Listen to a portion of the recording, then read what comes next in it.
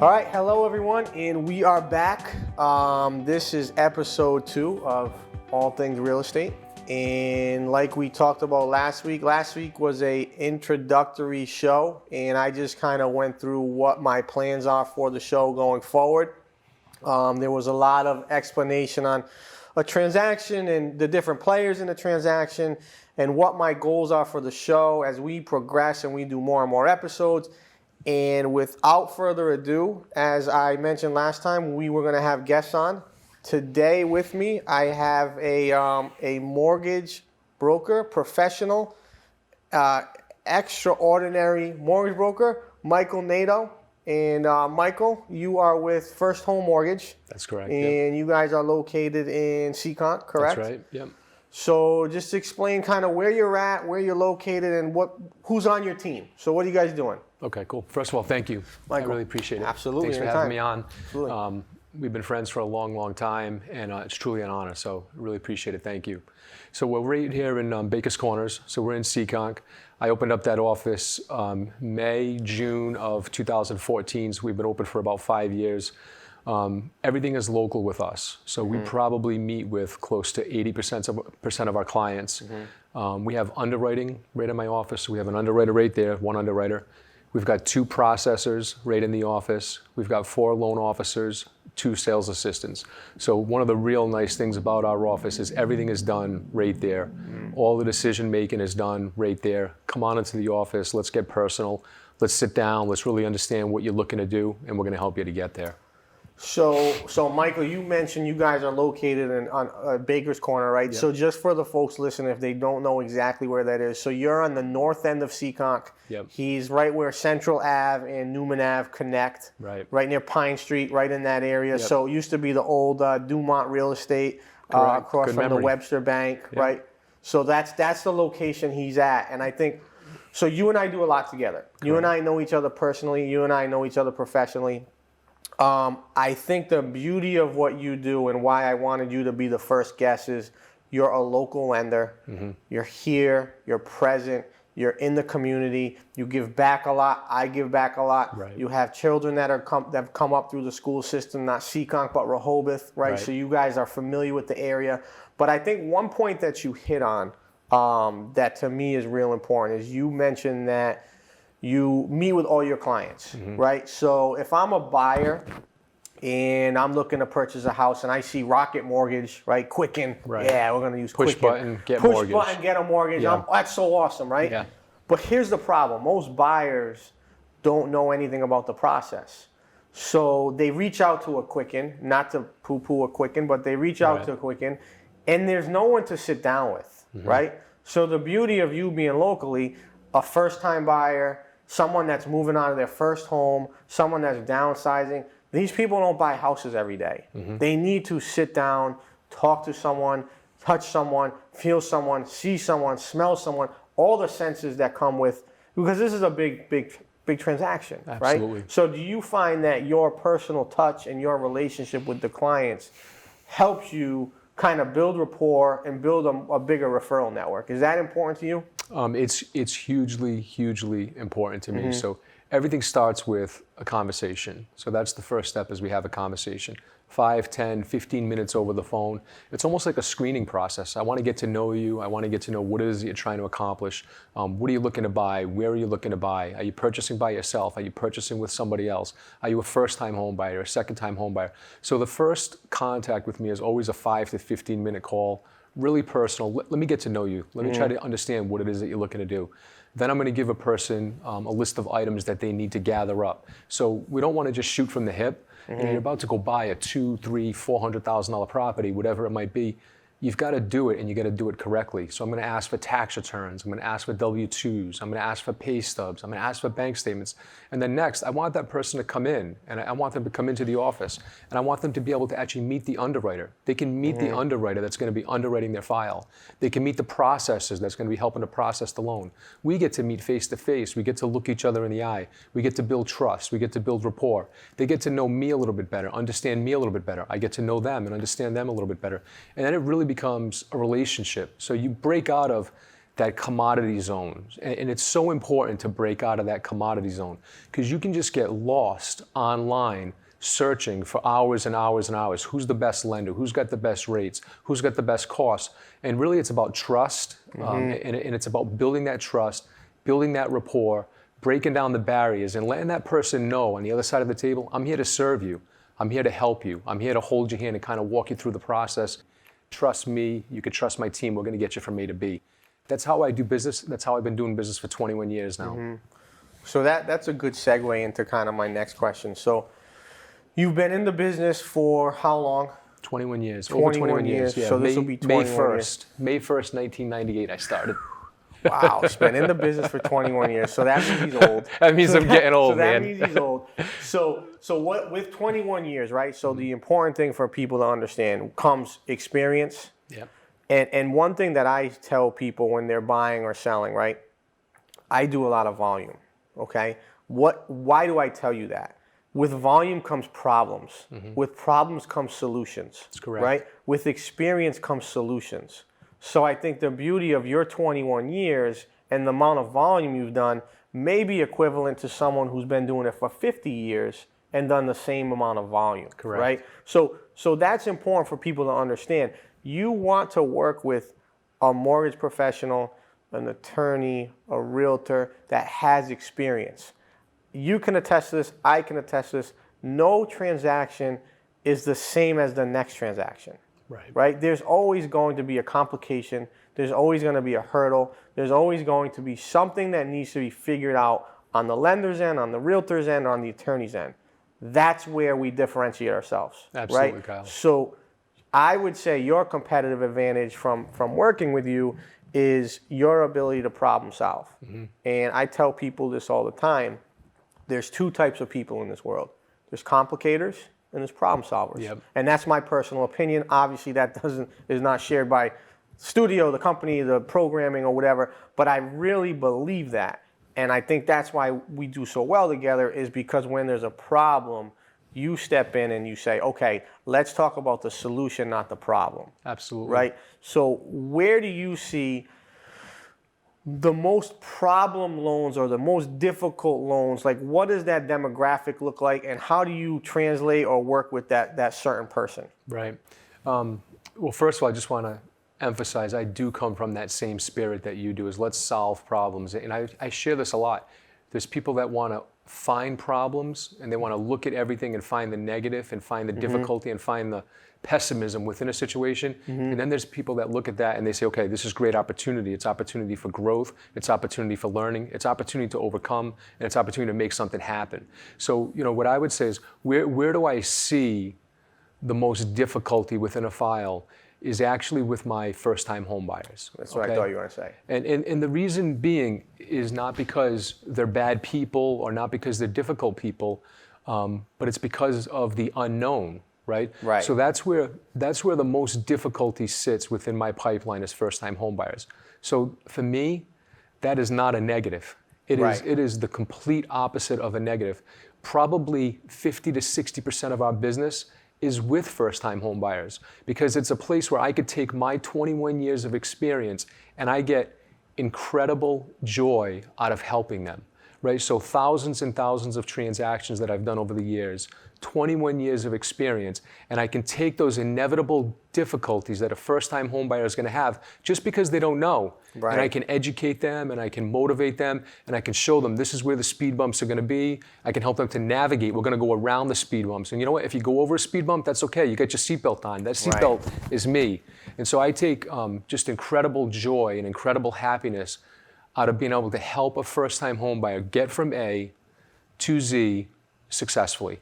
We're not going to avoid all the speed bumps. We're not going to have a turbulent-free ride. There's going to be some bumps. There's going to be some turbulence. But I've made this ride 1,000 times, and I'm going to help you get from A to B. So two things I take away from that I like and I live by, right? So number one is you become appreciated from a first-time home buyer typically because they don't know any better, right? So they're not your client that can go work with 15 different loan officers and they're gonna rate shop, right? And they just know everything already. They already know what they need. These people are gonna appreciate what you're doing for them. Correct. Right? And then you're gonna appreciate helping them.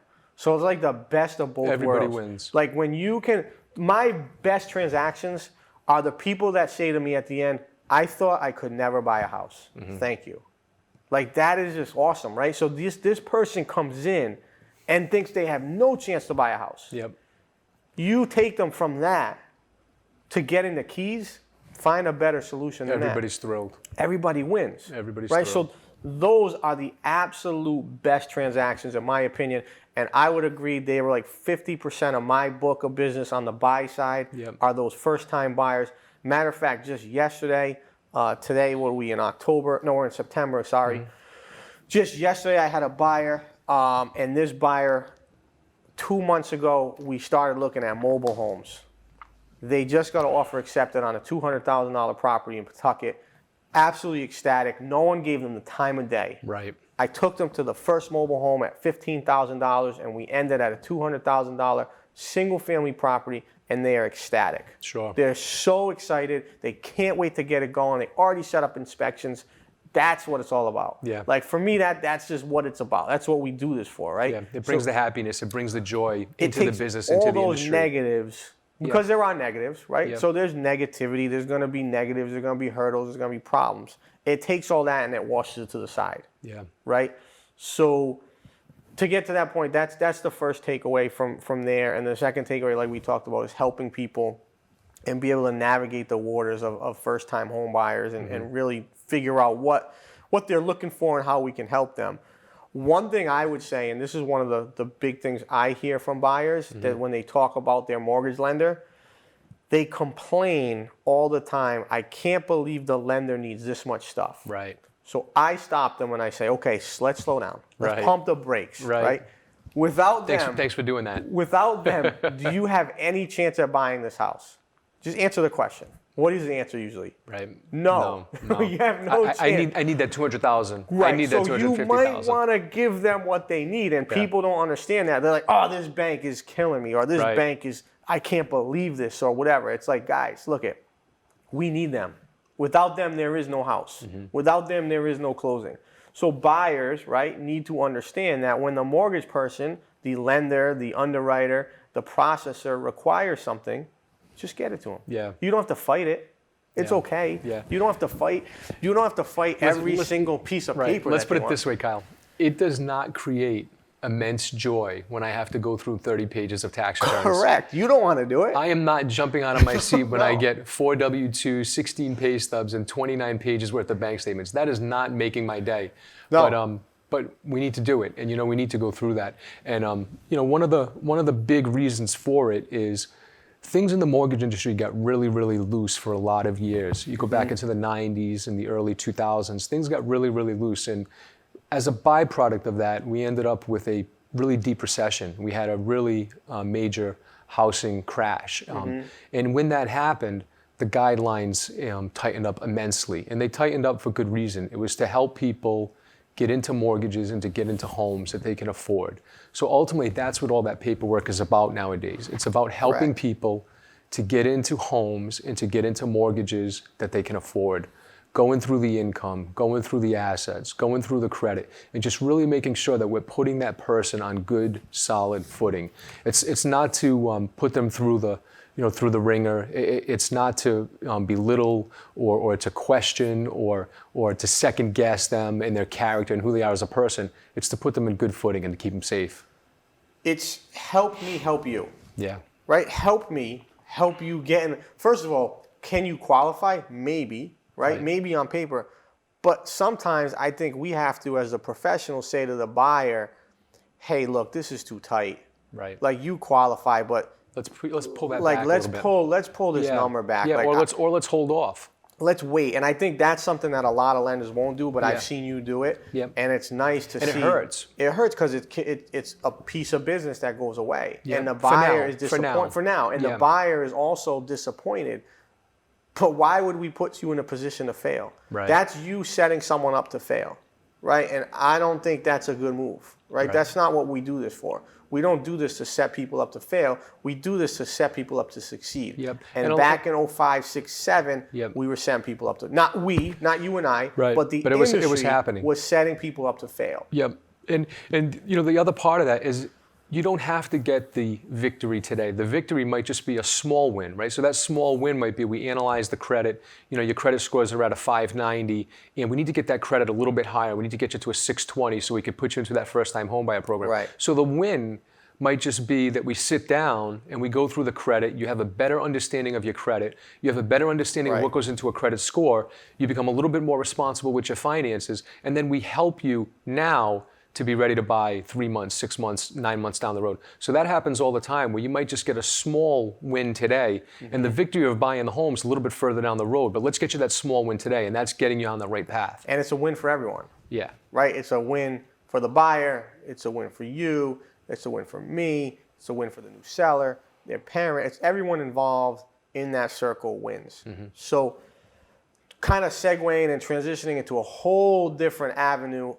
The purpose, obviously you weren't on the first episode, but the purpose of this show is to be educational. Okay. So I want to, for the last few minutes here, talk about the actual types of loans that you offer, the actual types of loans that are out there in the world. Okay. And I want to keep this very simple, right? So let's assume that the audience does not have a finance background, a mortgage background, a real estate background.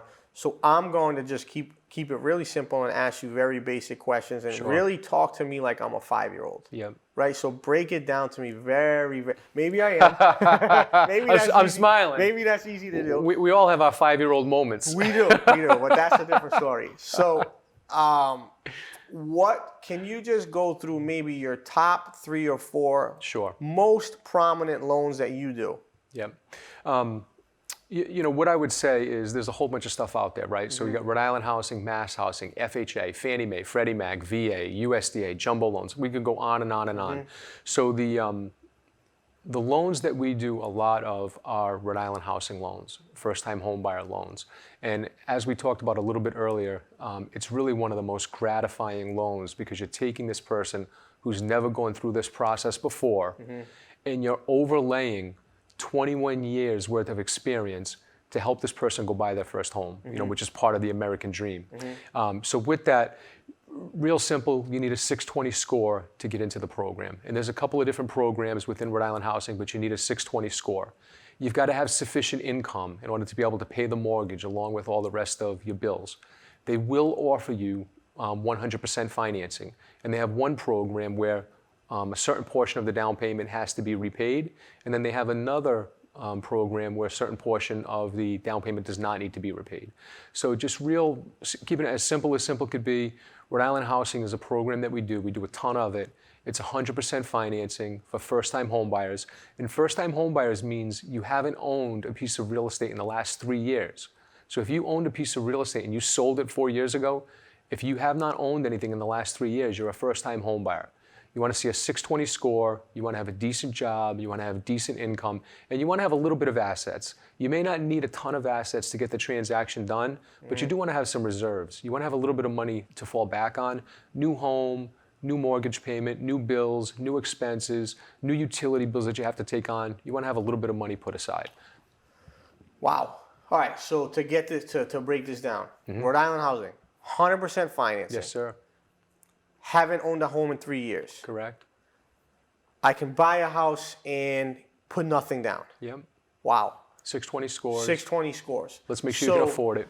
The reason I'm glad you started there, the common misnomer in the public, in the conventional world, out in society, is Aunt Mimi told me I need to put 20% down. Right. That is not correct, guys. That's incorrect. That's factually incorrect. Correct. Right? So that is a misnomer. That is something that is not correct.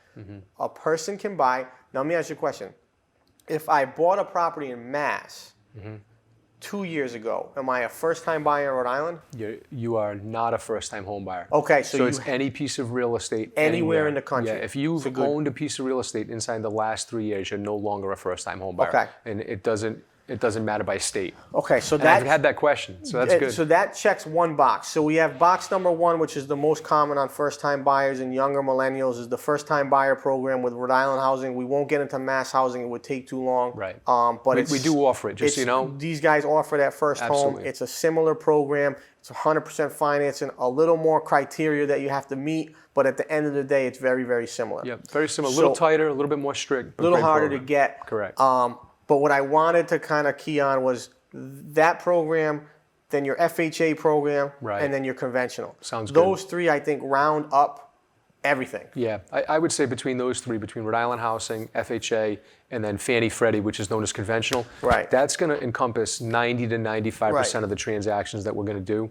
So FHA is great because FHA is flexible, all right? So FHA, a lot of people may or may not know this, it has a lot of PMI. The loan is guaranteed by the federal government, but with that comes a lot of flexibility. So you could buy a 1 to 4 unit property as long as it's owner occupied. You only have to put 3.5% down, okay? So quick math, I buy a house for $100,000, I'm putting down $3,500. Correct. Go ahead. More likely, $200,000, $7,000. double it, $7,000. Yeah, that's more. Yeah, I just do easy numbers, but yeah, exactly. $200K, $7,000. Yep. So 3.5% down. That money, real flexible. It can be savings, checking. You could borrow against your 401K. It can be gift money. It can be community down payment assistance programs. So a lot of flexibility on where that 3.5% can come from. Credit scores will actually go down to a 580. Now we're going to scrutinize a 580 a little bit more closely. We're going to look, do you have some compensating factors? Have you been on your job for a while? Are you making plenty of income? Do you have some good reserves? But we can actually go down to a 580 on an FHA loan. Wow. Debt to income ratio, the amount of debt that they'll allow for you to carry weighed against your income, is a little bit higher on an FHA loan. So, you've got lower credit score requirements. You've got higher debt to income allowances. You've got flexibility on the down payment. So lots of flexibility within the program, but that comes at a little bit of a price. And that price is you have an upfront mortgage insurance premium, which is 1.75% of the loan amount that gets added onto the loan. You don't have to pay it out of your pocket. And then you have a monthly PMI factor, which is 0.85% divided by 12, and you pay that monthly. So you've got this upfront mortgage insurance, plus you've got a monthly mortgage insurance, which is a lot of PMI, a lot of mortgage insurance to guarantee the loan. So the federal government will back that loan. They'll give you lots of flexibility, but there's quite a bit of PMI, but you may need that flexibility, and you may be willing to pay that PMI to get that loan. So that's great. I mean, so that's so just for everyone listening, that's a lot of info, right? Good news. You can explain it 55 more times if you had to. It's like you've got it rehearsed, right?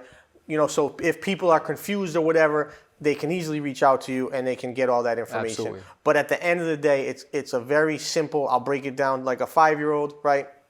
3.5% down, you got it. 580 credit score, PMI, which is mortgage insurance protecting Fannie Freddie and the government, right?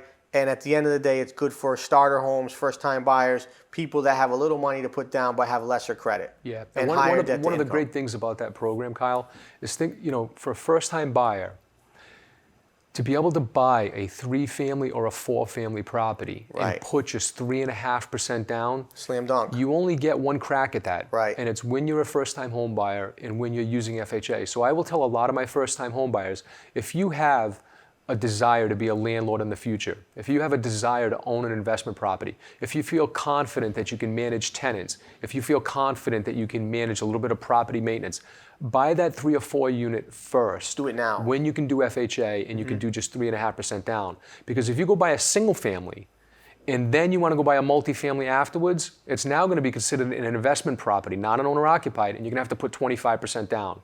And so FHA is going to be your only vehicle to buy a 3 to 4 unit property with 3.5% down or less. So it's basically the exact same thing I say to my 6-year-old. Use it or lose it. Yeah. Use it or lose it, right? You either use this right now or you're going to lose it. Correct. Right? So if we break it down, right, same exact concept. Use that program or lose it and move on. Yep. So in the function of time, we'll go to the last the last type of loan, and then I want to ask you one more question before we get out of here. I appreciate your time. Yeah, thank you, Kyle. Conventional financing, simple, easy, what is it? Yep, so conventional financing, a little bit more of an accomplished borrower, a little bit more of a polished borrower, if you will. So a little bit higher credit scores. You know, I'm typically going to start looking at my conventional buyers, 680 plus credit scores.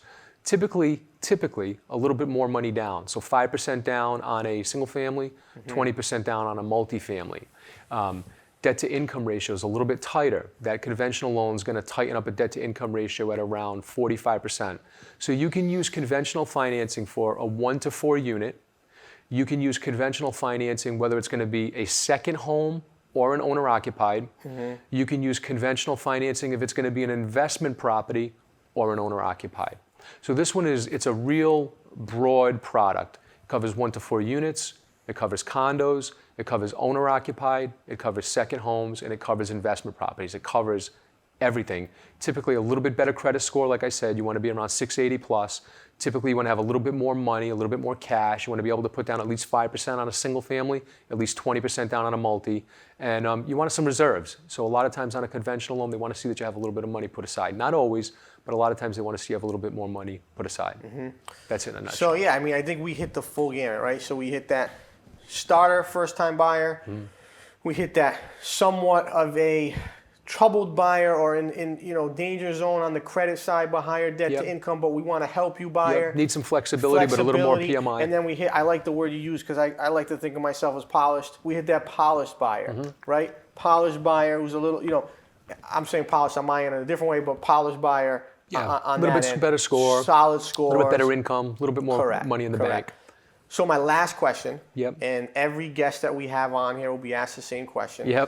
What is your outlook for real estate in the next 12 months? Interesting. Very interesting. Okay, so I'm going to answer it. I'm going to answer it on 2 fronts. You have 1 minute and a half. I've got a minute and a half. I'm going to answer it on 2 fronts.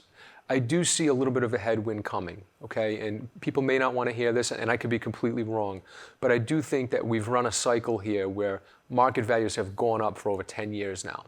We've got about 10 years of appreciation. We've got a stock market with about 10 years of appreciation, give or take. And we're coming into an election year. So 2020 is going to be an election year. So I do think that we're going to have a little bit of a headwind, and I do think that market values could have a slight pullback, a slight drawback in 2020. As far as rates, I think the U.S. economy is doing really, really well, but I do think that there's some downward pressure on rates. There's not a lot of margin out there in the world. There's not a lot of yield out there in the world, and so I think that's keeping the rates down here a little bit. The Fed is going to make another announcement today. They're probably going to pull back the rates about 1/4 point. So I do think on the rate front, we could see rates stay relatively low for the next 12 to 16 months. But on the market value front, I do think we could have a little bit of an exhale in 2020. And again, that's just my opinion.